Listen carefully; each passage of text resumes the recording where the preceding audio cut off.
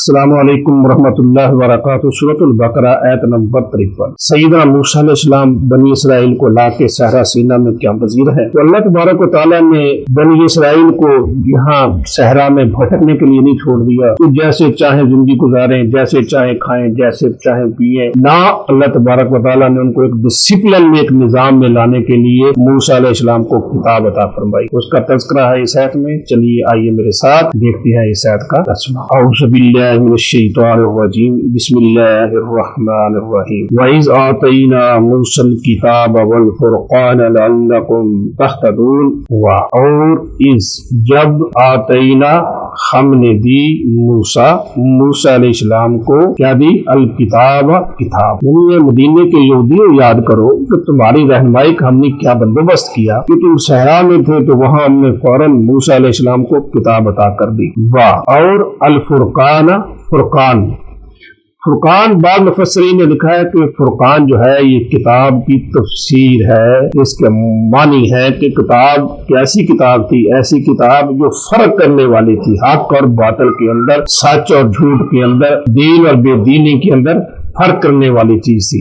اور بعض اس سے مراد لیتے ہیں وہ معجزات جو اللہ تبارک و تعالیٰ نے موسیٰ علیہ السلام کو عطا کیے تھے۔ موسیٰ علیہ السلام کو اللہ تبارک و تعالیٰ نے عصا دیا تھا، پتھر پر مارتے تھے تو وہ سانپ بن جاتا، اس کو پھینکتے تھے۔ اللہ تبارک و تعالیٰ نے موسیٰ علیہ السلام کو عصا عطا کی، ایک موج عطا کیا تھا کہ ان کا جو عصا تھا اسے پھینکتے تھے کہ وہ سانپ بن جاتا تھا، ہاتھ نکالتے تھے بغل میں سے تو وہ بالکل سفید ہو جاتا تھا۔ تو اسی طرح پتھر پر مارتے عصا تو پانی ابل پڑتا، اسی عصا کو مارا سمندر پر تو سمندر سے 12 چشمے پھوٹ پڑے۔ تو اللہ تبارک و تعالیٰ نے موسیٰ علیہ السلام کو کتاب بھی عطا فرمائی اور معجزات بھی عطا فرمائی ہے۔ اور دیے کیوں؟ لعلہ، تاکہ تم لعلکم، تاکہ تم تہتدون، رہنمائی حاصل کرو، ہدایت پاؤ۔ وَإِذْ آتَيْنَا، اور جب ہم نے دی موسیٰ علیہ السلام کو الکتاب، کتاب، اور الفرقان، فرقان۔ جب ہم نے دی موسیٰ علیہ السلام کو کتاب اور فرقان، کیوں دیا؟ لعلکم تہتدون، تاکہ تم ہدایت پاؤ۔